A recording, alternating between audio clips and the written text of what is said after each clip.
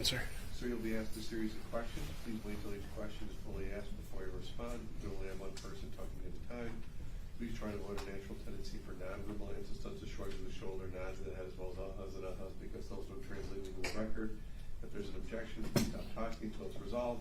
Please keep your voice up. And please state your name and spell it. Yes, Your Honor. My name is Robert, R-O-B-E-R-T. My last name is Lalone. It's L-A-L-O-N-E. Thank you. Thank you, Your Honor. Good afternoon, sir. Where are you currently employed? I'm currently employed with the Michigan Attorney General's office as a special agent. And before your current job as a special agent with the Michigan Attorney General's office, where were you employed before that? With the Detroit Police Department. And how long were you employed with the Detroit Police Department? A few weeks shy of 27 years. And back in January of 2022, were you employed with the Detroit Police Department at that point? Yes, sir. And what was your role at that time? At that time, I was a lieutenant, and I was assigned to major crimes. And what were your sort of general duties in connection with being a lieutenant assigned to major crimes? I had several different entities underneath me, including 3 squads from the homicide unit. I had headquarters surveillance and the electronic surveillance unit underneath my span of control also. And as part of your role as a lieutenant with major crimes back in January 2022, did you have an opportunity to take a statement from someone by the name of Jaylin Brazier? Yes, sir. And do you see that individual in the courtroom today? Yes, sir. He's seated, excuse me, he's seated at the defense table with a blue suit, blue shirt, dress shirt, and a blue, multicolored blue tie. Thank you. If the record could just reflect that the witness has identified the defendant. So reflected.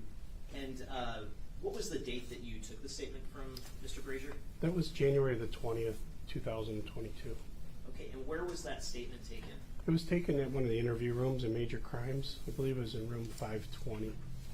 And when you took the statement, was anyone else present other than you and Mr. Brazier? No, sir. And to get Mr. Brazier to make a statement to you, did you threaten him in any way? No, sir. Did you use any sort of force on him in any way? No, sir. Did you use any sort of coercion to get him to make a statement to you? No, sir. Did you make any promises to him to induce him to make a statement? No, sir. Did you have any understanding of how long Mr. Brazier had been in custody up until the time you took the statement from him? Yes, sir. I don't have the exact time of his arrest, but he's arrested the previous day, so give or take within 24 hours. Okay. And did you have any reason to believe that during that period of time that Mr. Brazier had been denied any sort of adequate sleep? No, sir. Any reason to believe during that time he had been denied adequate food or water? No, sir.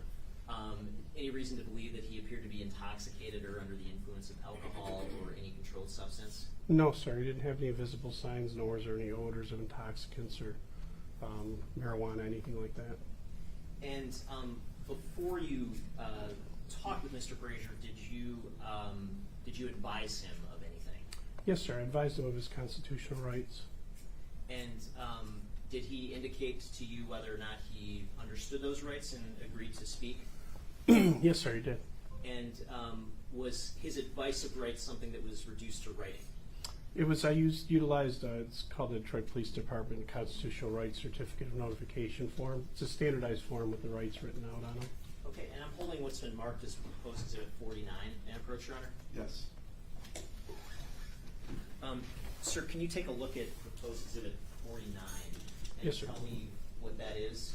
This is the Constitutional Rights Certificate of Notification I utilized with Mr. Brazier. Okay, and does that bear any sort of markings from him indicating that he understood his rights and agreed to speak with you? Yes, sir. So I did, it's twofold. One of the things I did was I read him his rights out loud, and I had him read his rights, his first right back out loud to me. I do that as a way to make sure that the person's literate. Some people, if they are literate, I've had experience where they wouldn't tell me that. If they can articulate it, if he had stumbled or had trouble reading it, I probably would have read him again and went over him a little bit deeper. He didn't have any issues. He read the first right out loud, and then I asked him to fix his signatures next to each right. There's 5 of them. if he understood them, and advised him if he had any questions to please let me know. In the end, I asked him if he understood everything and agreed with it to affix his signature, which he did, with the date and time I provided him, and then I affixed my signature on there also. And that form that you're holding that's marked as proposed exhibit 49, is that a fair and accurate copy of the form that the two of you executed back on January 20th of 2022? Yes, sir. With that, I move to admit proposed exhibit 49. No objection. It's admitted.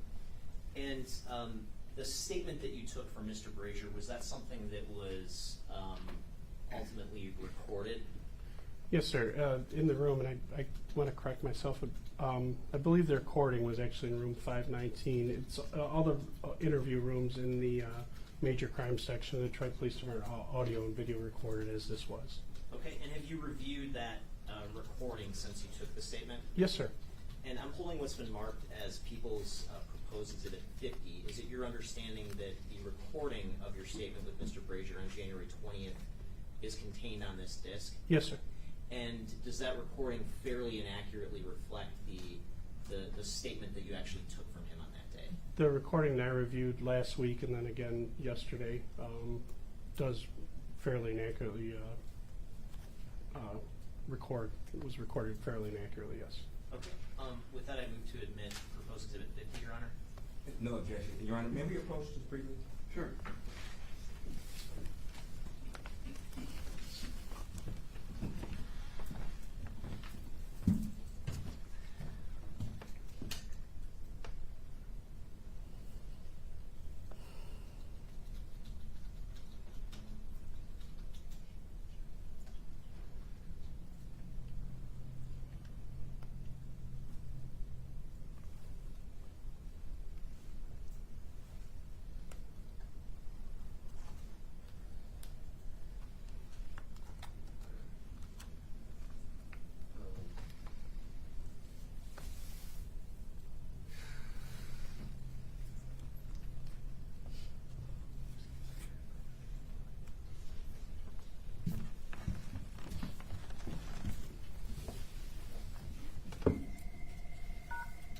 To excuse the jury for a moment, bring right back. All right.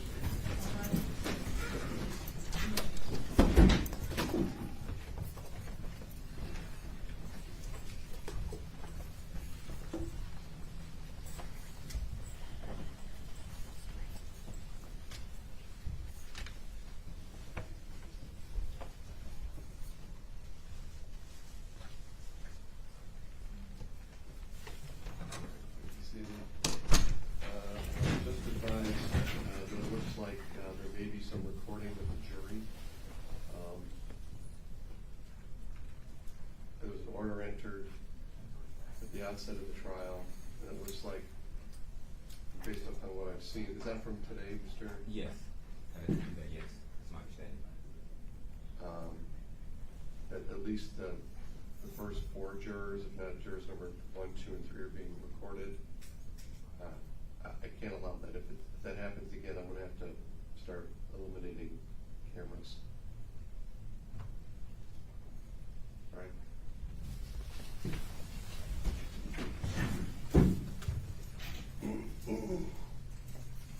All right, Mr.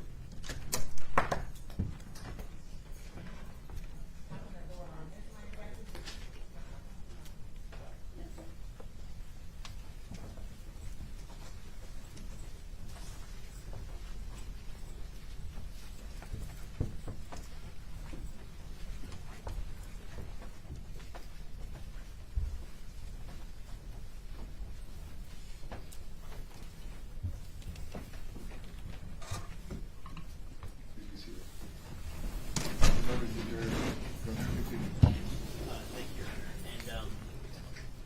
And I believe, just for confirmation, Exhibit 50 was admitted, correct? No objection. All right, it's admitted. And, sir, I'm also holding what's been marked as People's Proposed Exhibit 51. Have you seen this document? If that's a copy of the transcripts from my interview, yes, sir. May I approach, Your Honor? Yes. And is Proposed Exhibit 51 a copy of a transcript for this particular interview?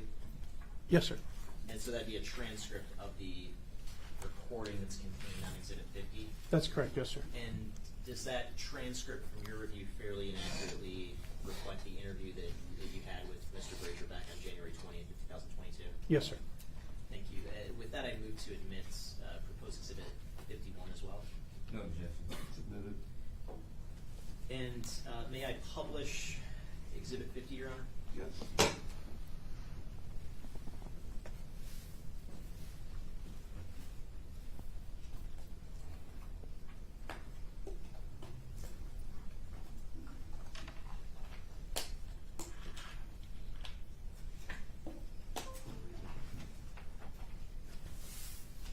And, sir, before we play the video, let me ask, is there a particular style you have when you're interrogating somebody?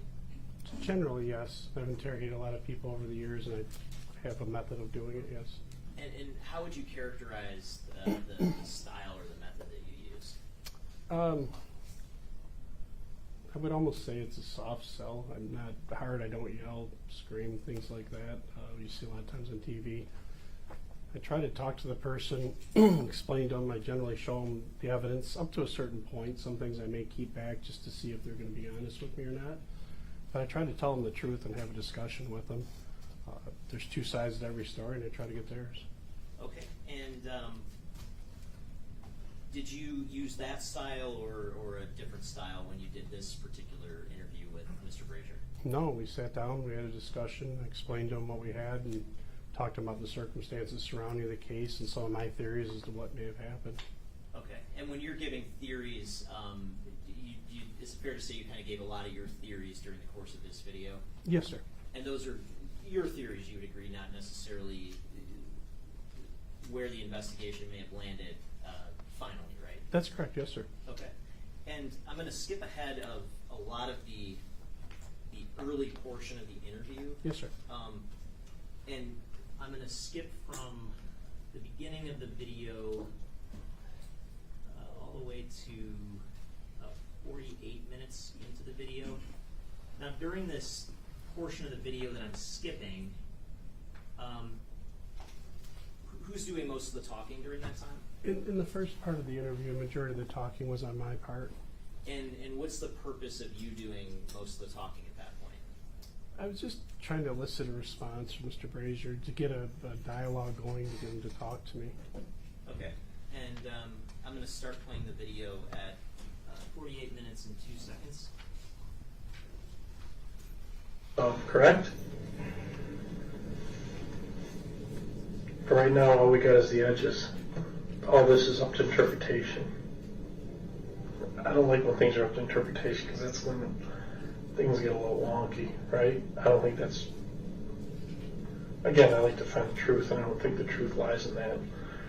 My interpretation of truth is different yours. But if we talk about it and we say, boom, boom, boom, this is what happened, then I can take that because that's right.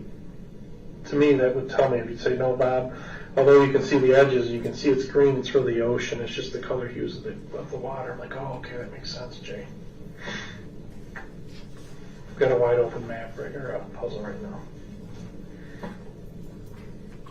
You and I got to fill it in.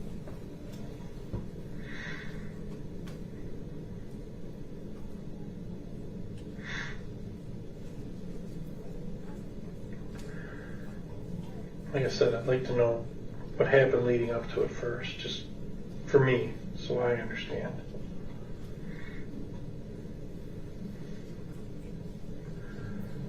I need to know, for me, I need to know what popped the cork, what set the pressure cooker, what let the things loose. Me, I need to know that. I need to know that so I can go home and sleep at night and I know I did the best by you I could. And I sincerely mean that. That's for me. You know why I always want to know the truth? Because I never want anybody to answer for something they didn't do. I want the truth because I want an answer for you did this, but you didn't do this, this, and this.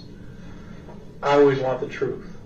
I want the truth. That allows me to go home at night and sleep and realize that even though this person's screwed up, even though people are looking at him and thinking they're a bad person, he's a decent person, but I helped him make it right.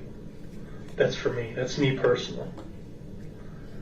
I like to find out exactly what happened. I like to find out what leads up to it. Otherwise, would people give a shit? Do you think a lot of people give a shit what led up to it? No, they just want to find out, okay, you did something, okay, boom, here, sign here, boom, we're done. That's not me. I want the backstory. I need to know. I need to know for me. That's how people are like, how do you sleep at night? That's how I sleep, because I know that number one, I don't judge anybody, and number two, no matter where somebody's at, they're like, you're already down, why would I kick you? You know what I mean? What do I get out of that?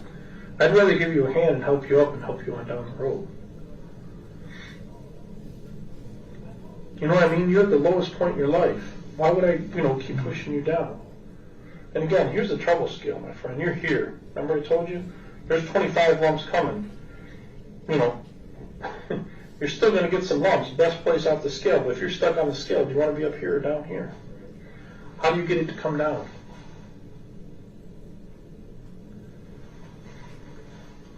If you're telling the truth, that's how you get it to come down. Right? I did not kill her. I did not physically do anything to kill her or anything. Okay.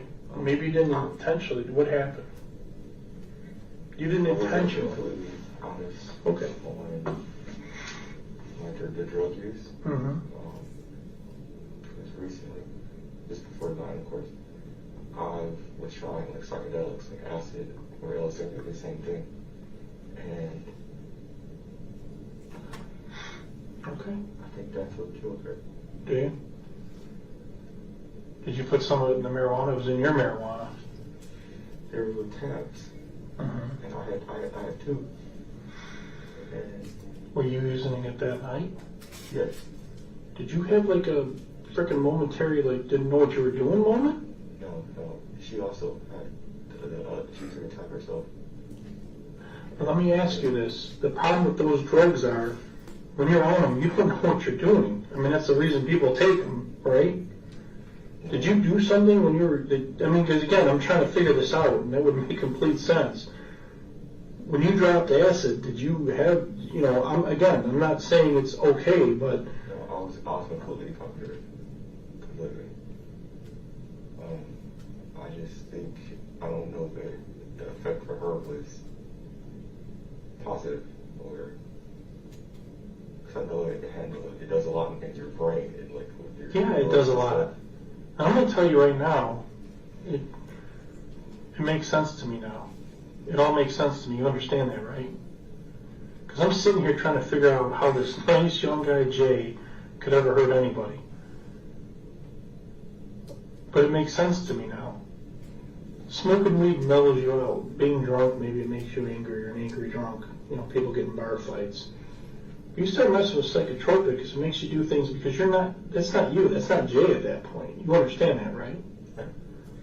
If you did something under the influence that, I need to know that because that's a big difference and I can understand that. That I can appreciate. If you did something after you took acid, that's a game changer. I can appreciate and understand that. That would help me wrap my mind around how this happened. Because I have to tell you, there's some people outside here that are like, oh, he's a psychopath. He's got no emotion. I don't think you are. I think, honestly, we've spent quite a bit of time together. If you dropped acid and did something to her, then I need to know that because I need to convey that to them. That's not you at that point. That's the acid. You understand that, right? This stuff is very, very dangerous. I mean, people take drugs to escape reality because of the pressures we're under and everything else. And trust me, with COVID, with this, with that, everybody's under a ton of pressure. Probably more than any time in our recent history. But if you did something to her under the influence of drugs, I'm not talking about smoking weed. People wouldn't believe that. Does it relax your inhibitions? Yeah. Does it cause people to do stupid things? Absolutely 100%. And probably everybody has a good laugh about the next day. You start messing with psychotropic drugs that change your reality, that's a game changer. You realize that, right? Holy crap, dude. Now it makes sense. If you did something to her, it wasn't you. It was the drugs. It was the acid. Because I'm telling you, in a past life, I understand what you're saying.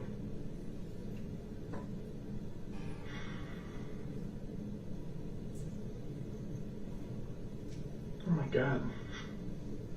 It's horrible. I can see. You feel a little bit better getting a little bit of the weight off your chest? We still got a little bit longer to go, but I see some relief in you at least.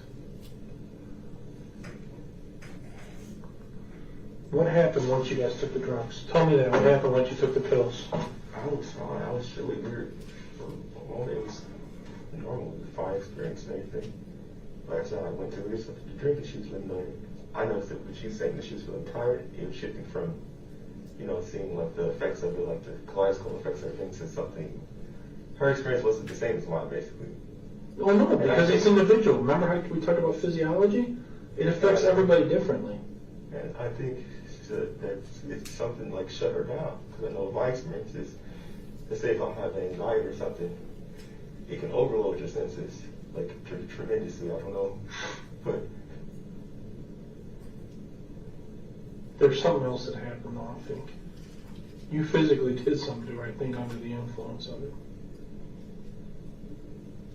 when I came back, she wasn't functional or anything. And you gave this. Where'd you get the acid from? This guy on Facebook. So they were dots? Yeah, they're like little, they're not stickers, they're just like, I guess it's some cut cardboard. Mm-hmm. And you Like just a put little. it under your tongue or whatever. You took two and she took one? No, I had to. We both had the one. And I know it's, I don't know what, like how much, I don't know how to measure how much is on any of them, but. Like a little sugar candy type thing, right? No, it's feel like a piece of paper. Instead of like, this phone, it's cardboard. Yeah. And you put the card under your tongue.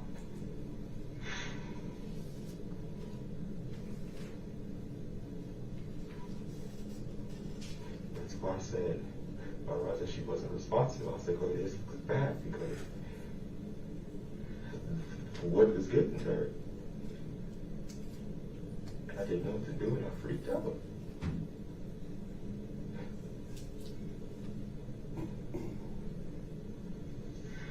So when you see she's unresponsive, what did you do? I eventually thought they had to do with the acid. Okay. Which caused you to do what? Because I'm going to tell you right now, you did something to her physically. I could tell when we were talking about it before. No, I did not physically hurt her or anything. At all. At all. At all. At all. It wouldn't have at all. I started checking her breath and everything, like I said. And it was just declining, basically. I waited about 15 to 20 minutes, and then it was nothing. She had no responses at all. Like, whatsoever.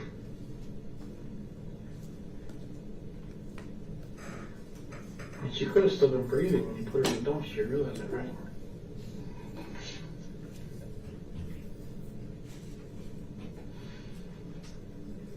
Did you freak out because she started having a bad trip and do something? Because you got freaked out and figured to do something? Otherwise she's going to... No.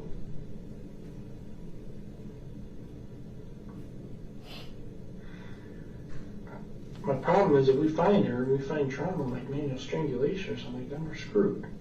I want to get on the front end of it. Where I told you, body wounds, everything I told you, that's what's happening. Like, nothing, no bashing her head in or choking. No, I don't think you did. None of that. I don't think you bashed her right out of the gate. I said you didn't bash her head in, you didn't shoot her, you didn't stab her. I could see that. I'm telling you, I can see that. What I can also see, and just my opinion, and this is my theory. My theory is you might have gotten a little scared and freaked out when she like kind of fucking passed out. And something else might have happened. That's my opinion.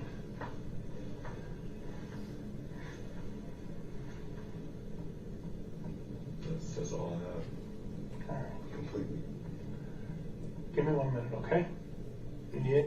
And I'm stopping the video at 59 minutes and 30 seconds. And so, during this portion of the statement that we just reviewed, you and the defendant are discussing a particular controlled substance, is that correct? Yes, sir. And which controlled substance was that? LSD.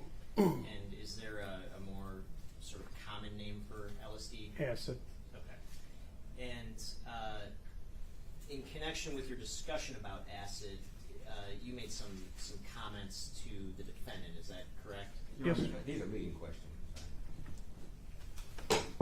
I think leading on I'm just trying to lay some foundation. All right. Go ahead. I guess would you agree you made some commentary, you shared some commentary with the defendant? Yes, sir. And what's the purpose of doing that and some of the comments that you made? Just to elicit some statements from him to have some kind of severance of understanding. And the comments I was making to him about like him personally and things like that, those are sincere. He's an articulate young man. I just wanted to find out a baseline. I was legitimately trying to figure out what happened.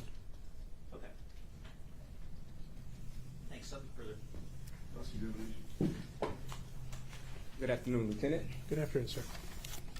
Just a couple questions. Yes, sir. So, originally you were asked about you giving theories to Mr. Brazier, correct? Yes, sir. Okay, and you agreed that some of these theories, if not all these theories, weren't really supported by evidence, correct? Without having the physical body, we really don't have the evidence to support my theories, no. So, okay, so just to be clear, your theories were not supported by evidence, correct? That's correct, yes, sir. Okay.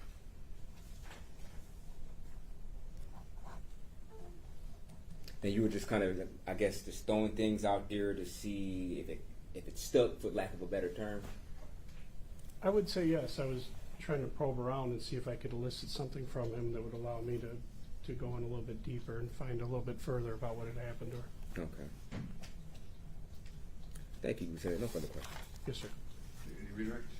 Just quickly, when you said that your theories at the time were supported by physical evidence, is that correct? Yes, sir. Is that is it fair to say you're talking about at that time, back in January 20th? Objection not to leave. Yes, sir, that's correct. Okay, and at some point you left Detroit, the Detroit Police Department, and have you been involved in the investigation since then? No, sir, I have not. Okay, thank you. All right. Any questions from the, agree, Cross? No. Any questions from the jury?